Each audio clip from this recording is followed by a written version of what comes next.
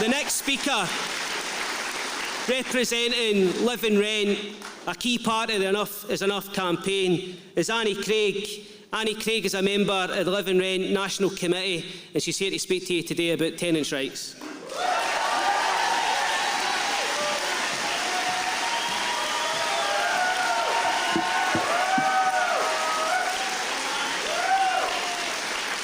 Good evening, Glasgow. Can you hear me up the back? Because I'm a wee bit short. I thought I might need a box. Anyway, my name's Annie Craig, and the first time I heard the word union, it was when my late father was throwing stuff at the Tories at the telly. And screaming at people to join the fucking union. The next time I heard the word union, I was 17 years old, full of hopes and dreams, and I'd get my first job in the new depot of Baltic Street Cleansing. Back when girl power and trailblazing was, you know, they hadn't heard it back then in the 80s, you know. Me and Gina Wallison were steel toe cap boots, we're overalls, and still paying a hoft in the West Coast at the weekend and all. I remember the train driver saying to us one time, "You can't be young enough to be, you're wearing workies overalls." Work experience, mister, honestly. School work experience. Anyway, that was the first union that I joined, was you know, the General and Municipal Boiler Makers Union. And I spent, you know, a good part of 35 years plus working in the East End, mostly in retail and wholesale and, you know, a different environments, but was always a union rep. I always had too much to say me. And I think my father had taught me, learn the fucking rules and then throw it back at them.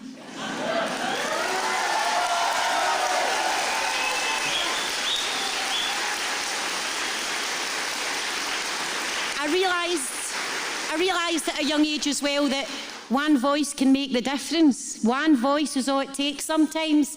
Somebody to stand up and go, "Do you know what, enough's enough. I've had enough." And that's why I'm here talking to you tonight. And that's why I love Glasgow, because she's a raw heart. 3 years ago, I was in a private let. I had damp mould and slugs. Honestly, it was in the bathroom and in the kitchen. It wasn't nice. And after fighting with the landlord, you know, he was a rogue landlord. They bought and sold the property 3 times in the 2.5 year and 3 year I lived there. You know, they bought and sold it all the time, so they didn't need to do the repairs. And I really was at my wit's end, you know. I had 3 kids, all under the age of 10, all with disabilities and challenges. And for the first time in my life, I wasn't working. You know, I was an unpaid carer. I was looking after people at home, and I was looking after somebody with dementia, a very dear family member who'd raised me and done the same thing for me, so I had to step up with his dementia and do the same for him.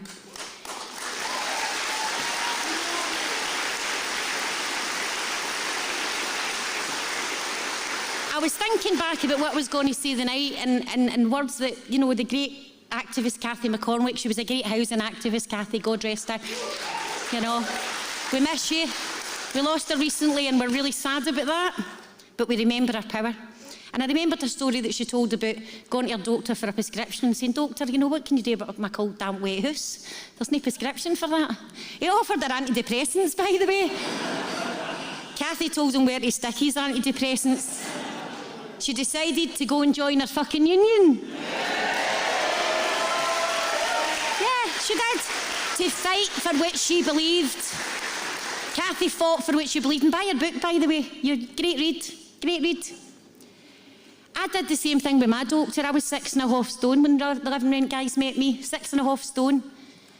I'd spent 4.5 years campaigning as a volunteer in Castlemilk with the young people, and doing Govan Hill and Dixon Halls, looking after the Oldians. And as a community volunteer, I seen the fractures happening and I seen the cracks starting to happen. I knew the housing had been a great sell-off, and this wee angry woman was pissed. So when I met the guys for Living Rent, by God, did they put a fire in me.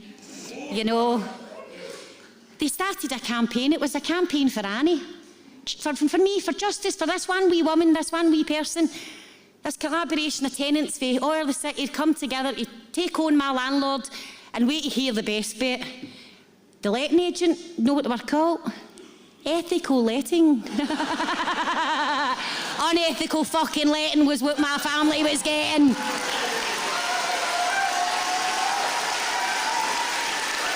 $12,500 in fucking rent and not a penny spent on repairs. By the time me and living rent were finished with them, and if you don't believe me, you can ask wee Susie Doll, the leader of the council, because we went to her constituency. She was the local leader, but she was also my local councillor. That was handy, wasn't it?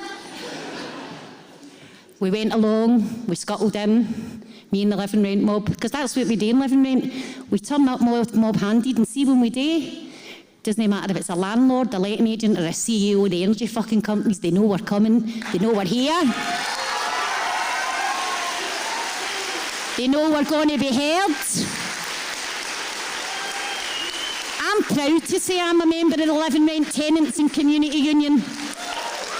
This city and this country needs a tenants and community union. Because while you guys are out working hard, and you did work hard during the pandemic, all the bloody workers did that had to get up every morning and go out. Wasn't it your politicians and your fat cats that was serving up food at the food pantry or making sure the Asda was stocked? It wasn't them that was doing it. It was you guys that are standing in front of me now. And carers, unpaid carers like me that were sitting at home with no services and no nothing because the whole world had shut down. We weren't forgotten about. We kept the fight up.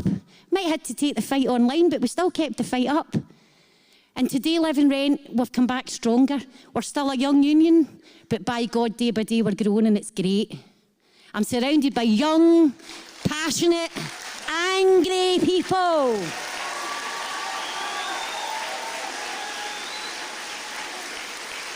At Living Rent, we've seen the cost of greed. Like, it's not a cost of living crisis, it's a cost of fucking greed crisis, and nobody will tell me any different. I've seen it in Castlemilk. I've seen it down the water in Greenock. I've seen it all over Scotland. Communities, tenants, workers, we're on our fucking knees with this. We know what's coming. All folk like me that lived through the Thatcher years, and by God, growing up in the East End of Glasgow during the Thatcher years wasn't funny. She never got to keep her fucking milk, we kept it. The people of Glasgow went, you're not having it, we're keeping it. And that's that, we're keeping it. And I have to agree with the speaker before, the lassie for the union. Been shouting since 2012, feed all the fucking wains and all the fucking schools. That's not a hard one. That's not a hard one. I've been that worker. With all the wains, having to pay for everything, the lunch monies, the breakfast club, out of school clubs. You pay through the nose for everything and you get nothing back. We can't take it anymore. Enough's enough. We've seen the landlords hiking up the rents. Nothing new there, is there? Well, let me tell you, housing association rents used to go up 6% a year. Whether you wanted it to or not, it was going fucking up 6% a year. They called it a consultation. Where 20 people on the committee got a wee letter, they ticked the box and sent it back, and that was everybody consulted. And the rents went up year on year, but 6%. And even after the pandemic, with no services for any of the landlords, any of the registered social housing landlords, none of them gave any money back until Living Rent got involved. In Castlemilk,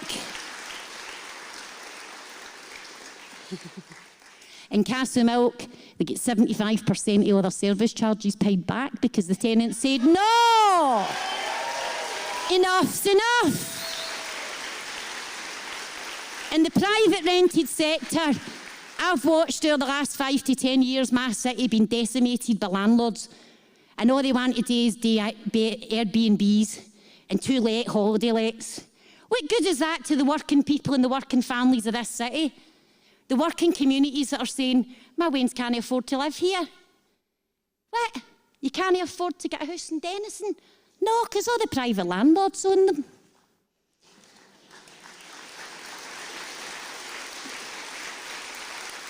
I can see lots of horrible things coming because I've lived through it before, and I think there's a lot of faces out there, yous have lived through it too, and you know what's coming, right? We're not having it again. Enough's enough. No. No, fuck the landlords. Fuck the CEOs.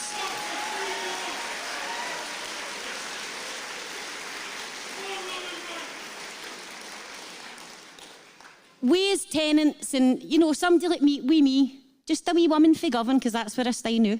But I've lived all this city, from Easterhouse to Barlanark to Castlemilk, and I've been there and I've done that and I've lived in it. And I know these communities and I know them with all my heart. And I see people are struggling, really, really struggling. And I've watched the news the past year and I've watched the workers stand up and say, no, enough's enough. And by God, the changes we've seen happen just in the last few weeks has been tremendous. Absolutely tremendous. I want to say to all you workers out there, for the people like me that can't go out there and do it and can't pay in the way you guys pay in, you know, we rely on you to stay as strong as you have been and keep being stronger. You know, I'm going to steal something for one of my Cole sisters. I was lucky enough to take part in a contemporary dance show a couple of years back on the tramway, and it was all about the miners' strike. I'd never been to a contemporary dance show in my life. I can't sing, I can't dance, and you know, I look awful, but do you know what? I had a fucking ball. And it reminded me of the solidarity and the passion of the miners' strike, what the women went through as well as the men. You know? Thatcher tried to break one men, but the women came and backed them up.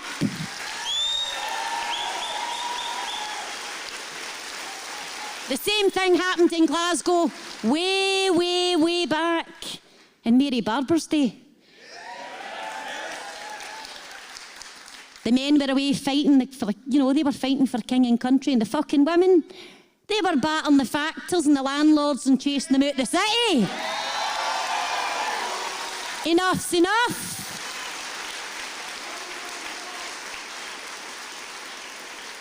I'm going to go back even further. In 1787, just up the road in the Kelton, Scottish weavers organised and they held their first protest strike. That was in 1787. That's the history of this city. That's the history of its workers. The shipbuilders, the steelmen, the mines. It's all coming around again, but do you know what this time? Do you know what we've got this time? We've got the young people. We've got the tweet and the Facebook. I've tried the TikTok, but there's only so much an old woman can take, you know. Some of their lives, by the way, oh my goodness. Anyway, I do digress. In Live and Rent, when we organise, we do show up in numbers and we do put a rocket up their arses. They really do. They shit themselves. And whether it's a landlord, a letting agent, a CEO, it doesn't matter. Wee Martin Armstrong for the GHA was left absolutely nameless after our poster campaign. The cunt was making more than Biden was. You know. Through working class action, and I've seen it the whole of my life. Might have took a wee back seat the last 15 years, but I've seen it the whole of my working life. How they screw the worker every year for a wee bit more and a wee bit more work for a wee bit less pay and a wee bit less pay. But enough's enough. Just this week, you know, we fought hard. We fought hard during COVID and we made sure there was no evictions. People weren't going to get through at their houses in the dead of winter in the middle of a pandemic. We made sure that happened. Tenants for Live and Rent made sure that happened.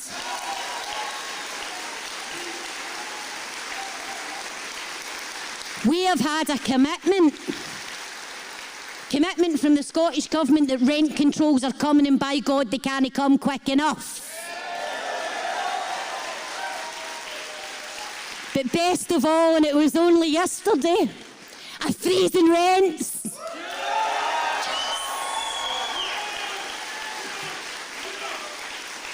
I was absolutely sunny delighted and tickled fucking pink yesterday. You know. Last year, our neighbourhood branch has done a lot of work, and this year we've got a lot of work going forward, and we will be working with other organisations and other unions just like you guys. And when you go back to your communities tonight, you take a wee look around your community and you have a wee minute's thought for somebody that's maybe no paid in worker of the union, you know, but it's somebody that's struggling just as much as you are. And when I look at all the faces around here, I think 1 in every 2 people in this room is going to become like me, a carer at one point in their life. Might be for a week, might be for a fortnight, or you might be a parent who has a child like myself, who are going to have life-long conditions, and you're going to have to take a back seat in your working life and just care. And in my 15 years of care, I've never been more scared and worried than I am right now about what's going to happen next. I need the workers, the people like you, the strength. You guys are the strength. Us carers are the foundation. We hold everything else together. You guys make it all work. You go up, you go to your work, you empty our bins. More than fucking plenty.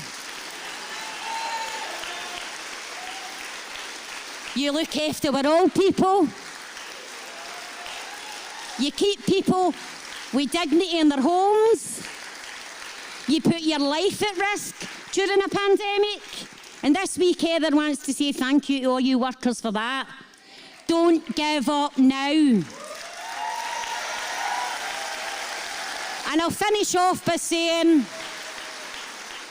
we're workers, we are strong, we are fighting for our lives, we're standing side by side and arm in arm. We are this nation's pride. Yeah. We're united by the struggle. Yeah. We're united by the past. Yeah. Here we go, here we go. We are the fucking working class.